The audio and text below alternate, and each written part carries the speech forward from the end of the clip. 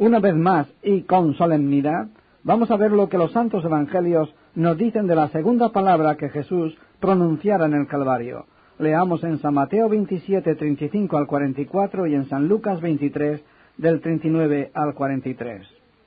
Cuando le hubieron crucificado, repartieron entre sí sus vestidos, echando suertes, para que se cumpliese lo dicho por el profeta.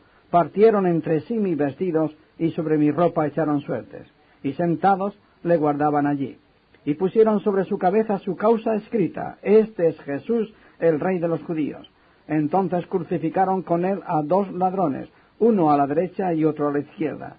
Y los que pasaban le injuriaban meneando la cabeza y diciendo: Tú que derribas el templo y en 3 días lo reedificas, sálvate a ti mismo, si eres el Hijo de Dios, desciende de la cruz.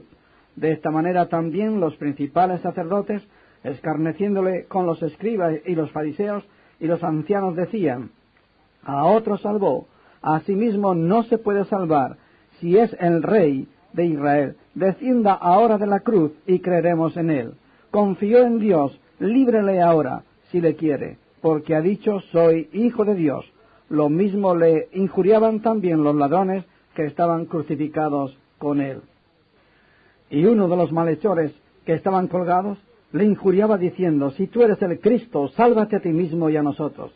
Respondiendo el otro, le reprendió diciendo: ¿Ni aún temes tú a Dios, estando en la misma condenación?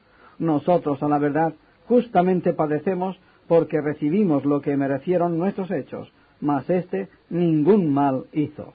Y dijo a Jesús: Acuérdate de mí cuando vengas en tu reino. Entonces Jesús le dijo: De cierto te digo que hoy estarás conmigo en el paraíso. De cierto os digo, hoy estarás conmigo en el paraíso. Cientos de años antes que Cristo viniera a este mundo, los profetas dijeron muchas cosas sobre su nacimiento, vida, muerte y resurrección, de manera que los creyentes de entonces, al mirar las Sagradas Escrituras, pudieron identificar al Señor como el Mesías anunciado.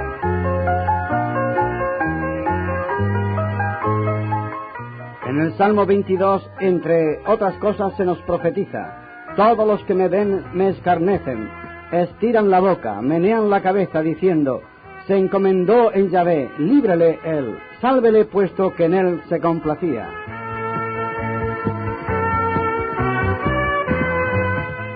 Porque perros, los gentiles, me han rodeado, me han cercado cuadrilla de malignos, horadaron mis manos y mis pies, repartieron entre sí mis vestidos, y sobre mi ropa echaron suertes. Son versículos sacados del Salmo 22.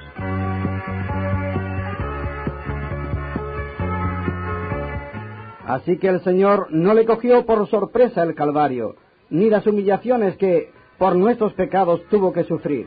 Él mismo dijo de sí: El Hijo del Hombre no vino para ser servido, sino para servir y para dar su vida en rescate por muchos. San Marcos 10:45.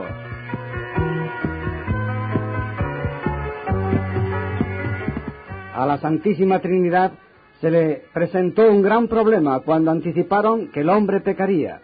Dios, en su amor, quería salvarnos, pero a la vez, como Dios es santo y justo, y en su santidad y justicia no podía tolerar el pecado en el cielo, ¿qué hacer?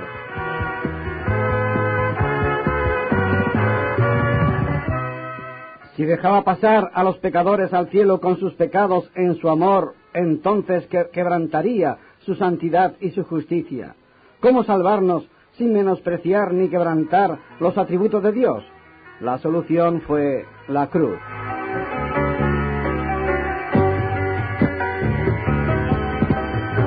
Sabiendo que fuisteis rescatados de vuestra vana manera de vivir, la cual recibisteis de vuestros padres, no con cosas corruptibles como oro o plata, sino con la sangre preciosa de Cristo, como de un cordero, sin mancha y sin contaminación, ya destinado desde antes de la fundación del mundo. Primera de San Pedro 1, 18 al 20.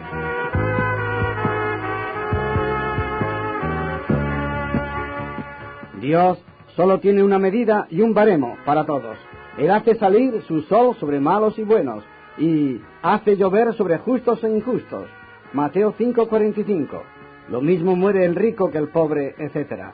Y para salvarnos, todos tenemos que aceptar las mismas condiciones.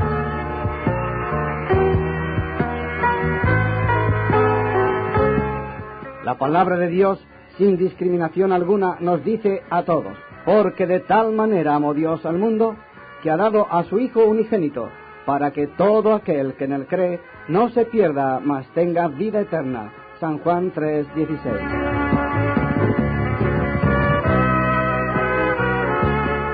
La palabra de Dios nos habla con mucha claridad del infierno como del cielo, pero jamás de un lugar intermedio. El Señor es contrario a las medias tintas y solo nos dice de salvación o de perdición.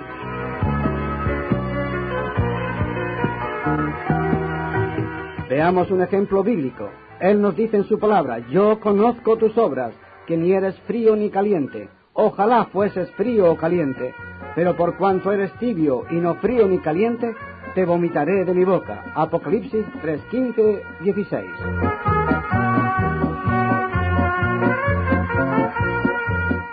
Nuestros pecados son tan sucios, tan graves para Dios y tan imposibles de borrar, que no hay oro, ni plata, ni dinero que podamos pagar para anularlos o borrarlos. Tampoco lo conseguiremos con obras, sacrificios, rezos, etc.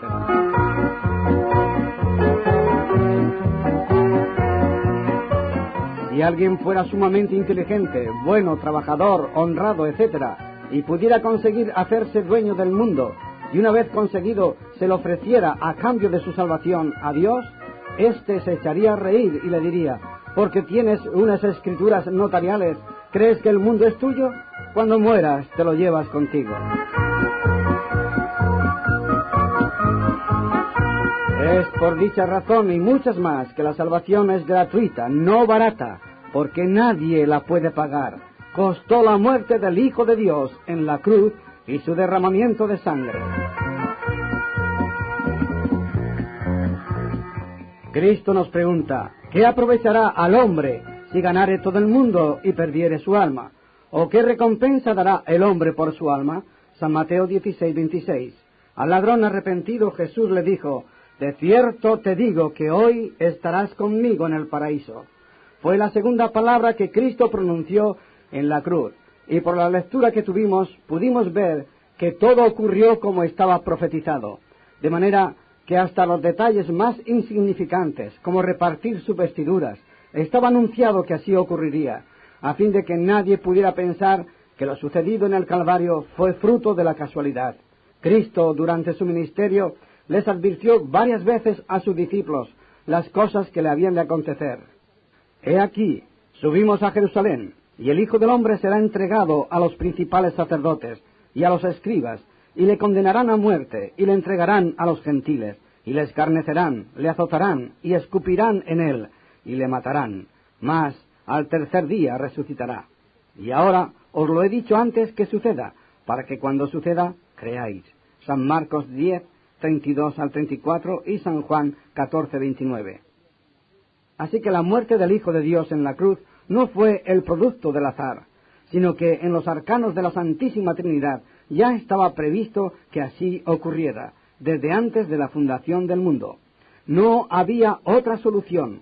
Cristo tendría que morir y derramar su preciosa sangre en remisión por nuestros pecados, pues sin derramamiento de sangre no habría perdón. Hebreos 9:22. Creo que no hace falta ser muy inteligente para darnos cuenta que si el Trino Dios en consejo no pudo evitar la muerte de Cristo en la cruz y decidieron su muerte y derramamiento de sangre para poder salvarnos, ¿cómo nosotros, seres finitos y sucios, nos atrevemos a enmendar y a corregir a Dios, pretendiendo salvarnos por medio de misas, sufragios, luces, rezos, santos, etc.? Solemne decisión la que tuvo que tomar el Trino Dios, pues no vio otra posibilidad de poder salvarnos. Cuánta estupidez e ignorancia demostramos tener cuando creemos nosotros que podemos salvarnos por nuestros rezos, o nuestras obras, sacrificios, reencarnaciones, religiones, etc. Es necesario que entendamos que el pecado, nuestro pecado, es algo muy serio delante de Dios, y tan grave y sucio que aunque te laves con lejía y amontones jabón sobre ti, la mancha de tu pecado permanecerá aún delante de mí, dijo Yahvé el Señor. Jeremías 2:22. El que la Trinidad decidiera la muerte del Hijo de Dios y éste voluntariamente muriera por nosotros, pues claramente lo dijo: nadie me quita la vida, sino que yo de mí mismo la pongo. San Juan 10:18. Ello no quita nuestra responsabilidad, sino todo lo contrario, la agrava. Nuestro pecado denuncia la imperiosa necesidad de su muerte y derramamiento de sangre, pues era y es la única manera de poder salvarnos. Esto es tan importante, amado oyente, que te lo vuelvo a repetir. Era y es la única forma de que tú y yo pudiéramos ser salvos, si el Hijo de Dios pagaba nuestros pecados con su sangre, porque sólo la sangre de Jesucristo, su Hijo, nos limpia de todo pecado. Una vez clavado Jesús en la cruz, el diablo siguió atormentándole y provocándole a fin de que no siguiera con su plan de salvación, diciéndole: tú que derribas el templo y en 3 días lo reedificas, sálvate a ti mismo. Si eres Hijo de Dios, desciende de la cruz. A otro salvó, a sí mismo no se puede salvar. Si eres el Rey de Israel, descienda ahora de la cruz y creeremos en él. Confió en Dios, líbrele ahora, si le quiere, porque ha dicho: soy Hijo de Dios, etc. No era la primera vez que Satanás le había tendido dicha trampa, pues en las tentaciones de Jesús por el diablo en el desierto, éste le había dicho: si eres Hijo de Dios, di que estas piedras se conviertan en pan. Si eres Hijo de Dios, échate abajo. San Mateo 4, del 1 al 11. Pero si Cristo hubiera cedido la trampa y hubiera demostrado su poder, porque podía, entonces ni tú ni yo hoy podríamos ser salvos, ya que estaba escrito que sin derramamiento de sangre no se hace remisión. En esta provocación y porfía también entraron sus compañeros de crucifixión, ya que lo mismo le injuriaban también los ladrones que estaban crucificados con él. Pero según San Lucas, uno de ellos, ante tanta infamia, desprecio y burla en contra de Jesús, despertó y se dio cuenta que en Cristo solo había amor. Amor que al rebosar en su corazón salía por sus labios, y por esa razón dijo: Padre, perdónalos, porque no saben lo que hacen. Este ladrón, en su observación, que para distinguirlo del otro le llamamos el bueno, se dio cuenta de algo que ni los mismos sacerdotes se percataron: el que moría en la cruz, a la vez de que era verdadero hombre, era Dios. Asombrado ante tal descubrimiento, reprendió a su compañero que seguía injuriando y diciendo al Señor: si tú eres el Cristo, sálvate a ti mismo y a nosotros. Así es como piensan los materialistas. Yo quiero vivir ahora y triunfar ahora. Después, uno se muere y se acabó. Así que si Dios tiene que hacerme algo bueno, que me lo haga ahora, que me dé el dinero que necesito, etc. De forma que el ladrón arrepentido, al ver que a su compañero cómo le injuriaba, le regañó y le dijo: ¿ni aún temes tú a Dios estando en la misma condenación? Nosotros, a la verdad, justamente padecemos porque recibimos lo que merecieron nuestros hechos, mas éste ningún mal hizo, confesando así públicamente sus pecados. Así debes tú hacer, amado oyente, como este ladrón, confesar arrepentido tus pecados a aquel que solo y únicamente los puede perdonar. Este ladrón fue perdonado, pero no así su colega, a pesar de que ambos estaban colgados juntos a Jesús. La diferencia era evidente. Uno solo le importaba vivir en y para esta vida, porque, como les pasa a muchos en el día de hoy, solo les importa el presente. Sin embargo, el otro, sabiendo que todos hemos de morir más tarde o más temprano, pensaba en la eternidad, y por lo tanto confesó que justamente padecía por sus hechos, y por este acto de confesión sus muchos pecados le fueron perdonados. Pues la Escritura nos dice: si confesamos nuestros pecados, Él es fiel y justo para perdonar nuestros pecados y limpiarnos de toda maldad. Primera de San Juan 1:9. Después de su confesión, el ladrón arrepentido dijo a Jesús: acuérdate de mí cuando vengas en tu reino. Entonces Jesús le dijo: de cierto te digo que hoy estarás conmigo en el paraíso. El malhechor le pide un recuerdo para el futuro, pero Cristo le dio solución inmediata diciéndole: hoy estarás conmigo en el paraíso, porque hoy yo muero por tus pecados y vendrás conmigo al paraíso, y te presentaré como un trofeo a mi Padre, del fruto de mi muerte, un ladrón. Ello demuestra que cuando pedimos a Dios la salvación con arrepentimiento y con vergüenza por nuestros pecados y por los méritos de Cristo, Dios inmediatamente nos da la salvación y además acompañada de seguridad. De cierto, te digo que hoy estarás conmigo en el paraíso. Amado oyente, el saber que tienes la salvación aquí y ahora es el milagro más maravilloso que Cristo pudo hacer con la humanidad. No me sorprende que tú no lo creas, ya que tan acostumbrado estás al engaño que no puedes creer que las personas, antes de morir, puedan saber que son salvas, ¿verdad? Pero quiero que sepas que Jesucristo vino para salvarnos. ¿Lo oyes? Para salvarnos. Y para salvarnos ahora. Esa es la gran noticia del Evangelio. No importa la cantidad ni la calidad de tus pecados, pues el ladrón de la cruz, que justamente padecía, no era lo que se dice una buena persona. Pero cuando confesó su pecado y pidió al Señor estar con él en su reino, Jesús se lo concedió instantáneamente. Quiero que sepas, amado oyente, que Dios no hace acepción de personas. Él nos mide a todos por igual, así que no hizo algo extraordinario con el ladrón. Hay muchas partes de las Sagradas Escrituras que lo confirman, pero como el tiempo no me da para más, valga este botón de muestra y quiera el Señor disipar todas tus dudas. Cristo dijo: de cierto os digo, el que oye mis palabras y cree al que me envió, tiene vida eterna. ¿Te has dado cuenta en el presente del verbo? Te lo vuelvo a decir: de cierto os digo, el que oye mis palabras y cree al que me envió, tiene vida eterna. No nos dice tendrá, y cuando mueras te harán juicio y después te enterarás. No, sino que el que oye y cree tiene ya la vida eterna. Amado oyente, eso es lo que dice el Señor, y eso es lo que debemos de aceptar. Te animo a que vengas a Él en estos momentos en busca de su perdón y salvación, a fin de que ya puedas empezar a disfrutarla.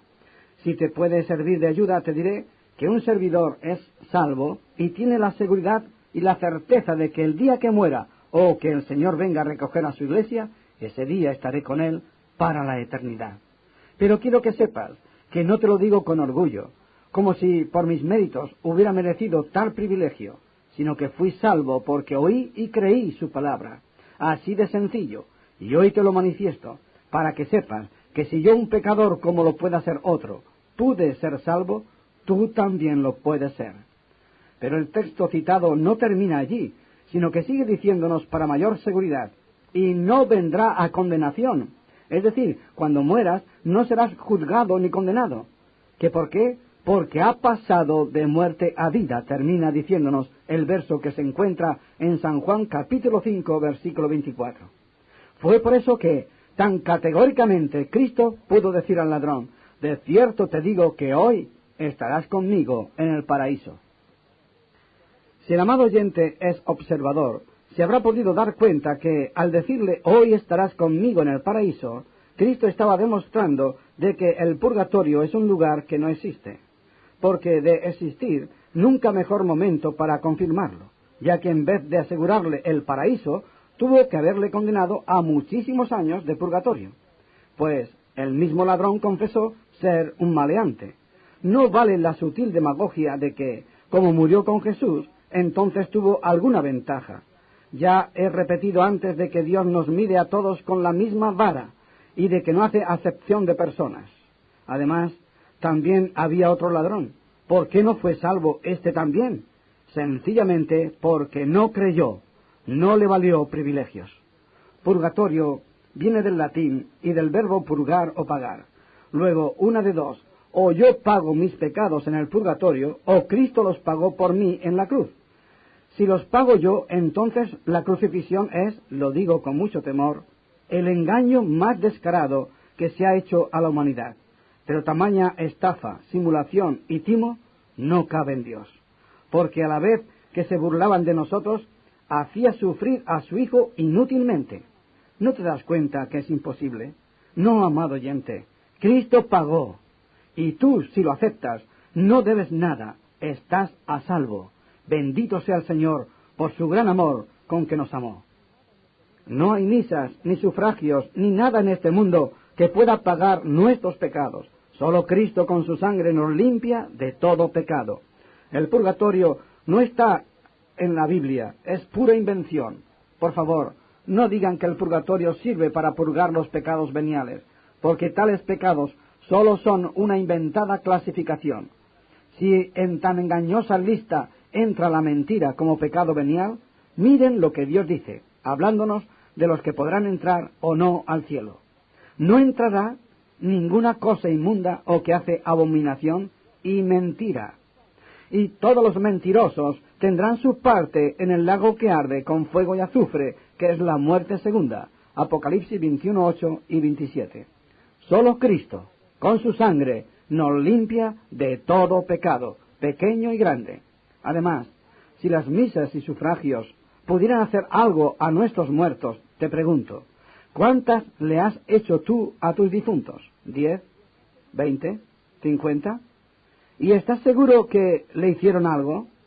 Veamos un ejemplo práctico, pero antes quiero decirte que no me anima al hablar así ni la aversión ni el resentimiento contra nada ni contra nadie, sino el amor a la verdad, aunque ésta duela, a fin de que despertemos y agradecidos vengamos a aquel que con certeza y seguridad nos quiere dar la salvación. Vamos al ejemplo. Los papas, en el mismo día de su muerte, todas las iglesias del mundo le hacen misa. Si al Santo Padre, que se supone tendría que ir derecho al cielo, le hacen miles de misas en cuerpo presente y otras tantas miles de misas al año siguiente, y no saben si habrá subido al cielo, a este paso, ¿cuándo podrás tú sacar a tus difuntos del purgatorio? Y lo que es peor, ¿cuándo te sacarán a ti? Pero alégrate, amado oyente, que tal lugar no existe, y aunque existiera, dice la palabra de Dios que Cristo, habiendo efectuado la purgación de nuestros pecados, o sea, la paga de nuestros pecados, por medio de sí mismo, se sentó a la diestra de la majestad en las alturas. Hebreos 1:3.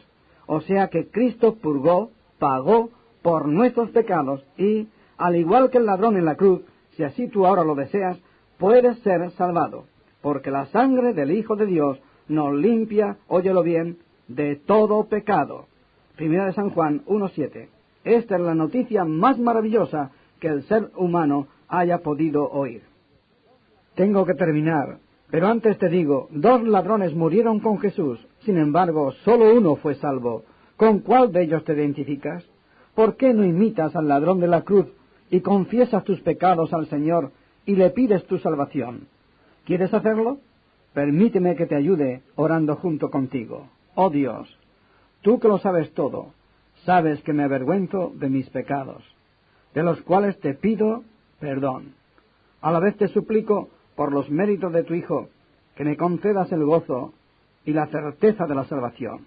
Ahora, te lo suplico, Dios, a través de tu Hijo, el cual murió para ser mi mediador. Amén.